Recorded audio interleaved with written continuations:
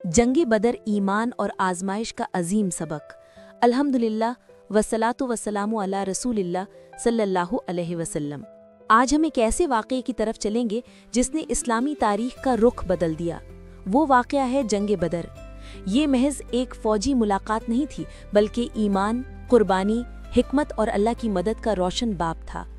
आज के इस किस्से में हम देखेंगे कि कैसे चंद कमज़ोर मुसलमानों ने कसरत और कुदरत रखने वाले कुफ्फार के मुकाबले में अल्लाह की नुसरत पाई, और हमें इससे कौन से अमली और रूहानी असबाक मिलते हैं। मदीना मुनव्वरा के करीब एक छोटी सी बरादरी थी, मुसलमानों की कमज़ोर मगर पुरतबान जमात। मक्के के मुशरिकीन ने मुसलमानों को निकाला, नुकसान पहुंचाया, अमवाल और इज्जत छीनी। मदीना में रहकर मुसलमानों ने माशरती निज़ाम कायम किया, लेकिन तिजारती रास्तों, काफलों और इज्जत के मामले में दुश्मनों से टकराव लाजमी था। एक मौके पर कुरैश का एक बड़ा ताजरों का काफिला वापस आ रहा था। मुसलमानों के लिए ये एक मौका था कि वो अपने हकूक़ और बदले की खातिर कदम उठाएं, या कम से कम दुश्मन की शौकत को मुकाबला दें। इस पसे मंजर ने जंग के हालात को जन्म दिया, एक इम्तिहान जिसमें ईमान, हिकमत और नज़्म ज़ब्त की जांच थी। कुरैश की तादाद ज़्यादा और हिमायत मजबूत थी, घोड़ों, हथियारों और तजुर्बाकार जंगजुओं के साथ। दूसरी तरफ मुसलमान एक निस्बतन छोटी मगर पुरअज़म फ़ौज थी। सैयदना रसूल की क़यादत में नौजवान और बुजुर्ग, महाजिर और अंसार सब एक जचे हुए मकसद के साथ मैदान में आए। वसाइल कम थे मगर दिलों में अल्लाह का भरोसा निहायत ज़्यादा था। यही फ़र्क था, ताकत जिस्मानी बमुकाबला ताकत ईमान। जब दोनों लश्कर सामने आए तो दोनों अतराफ में खौफ व हरास के आसार थे, मगर रसूल करीम ने अपने लश्कर को हिदायत दी कि अल्लाह से मदद चाहते रहो और नज़्म ज़ब्त बरकरार रखो। जंग का आगाज एक सीधी मगर पुरअज़म टक्कर के साथ हुआ। मुसलमानों ने अपनी जगह मजबूती से संभाली और बज़ाहिर कमजोरी के बावजूद बहादुरी दिखाई। चंद ही लम्हों में मालूम हुआ कि ये महज एक ज़ाहिरी जंग नहीं, बल्कि रूहानी इम्तिहान भी है। कौन सच्ची नियत के साथ लड़ रहा है और कौन खुद नुमाई या लालच के लिए मैदान में आया है। जंग के दौरान एक अहम मोड़ आया। मुसलमानों ने दुश्मन पर कामयाबी के करीब पहुंचकर कुछ अफराद ने इनफिरादी हरकत की, नज़्म ज़ब्त से इनहराफ हुआ। कुछ लोग लश्कर दुश्मन के खेमों की तरफ दौड़ गए ताकि माले गनीमत हासिल करी, मगर रसूल ने पहले वाज़ेह मिसाल कायम की थी, लड़ने वाले को उसूल पर कायम रहना चाहिए। इस इनहराफ ने सूरत हाल को गंभीर बना दिया।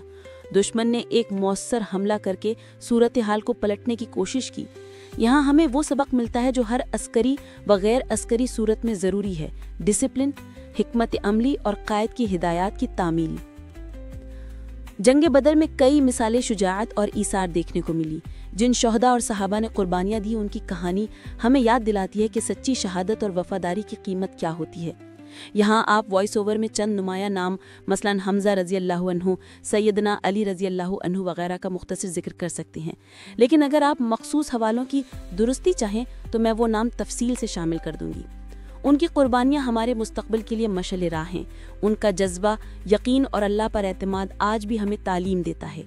जब हालात इंतहाई पेचीदा हो गए तो मुसलमानों ने दिल से अल्लाह से मदद मांगी, और अल्लाह ने उन्हें वो नुसरत दी जिसने दुनिया को हैरान कर दिया। कुरैश जो खुद को गालिब समझ रहे थे, उनकी गिनती टूट गई। ये नुसरत ऐनी सबूत है कि जब नियत खालिस हो और मकसद हक हो तो अल्लाह के वादे सच्चे साबित होते हैं। ये वाक़या हमें बताता है कि ताकत महज वसाइल में नहीं, बल्कि नियत, इत्तिहाद और अल्लाह की मदद में है। जंग के बाद मुसलमानों ने गनीमत का इंसाफ किया, ज़ख्मियों की तीमारदारी की और कैदियों के सिलसिले में हिकमत अमली अपनाई। बहुत सी ऐसी मिसालें हैं जिनसे हमें माशरती इंसाफ, रहमदिली और बसीरत का दर्स मिलता है। रसूल सल्लल्लाहु अलैहि वसल्लम ने मामलात में अदल व इंसाफ को मुक़द्दम रखा ताकि फ़तह के बाद भी सोसाइटी मजबूत और बावकार रहे। जंग बदर से हमें क्या अमली और रूहानी असबाक मिलते हैं? 1. ईमान की ताकत।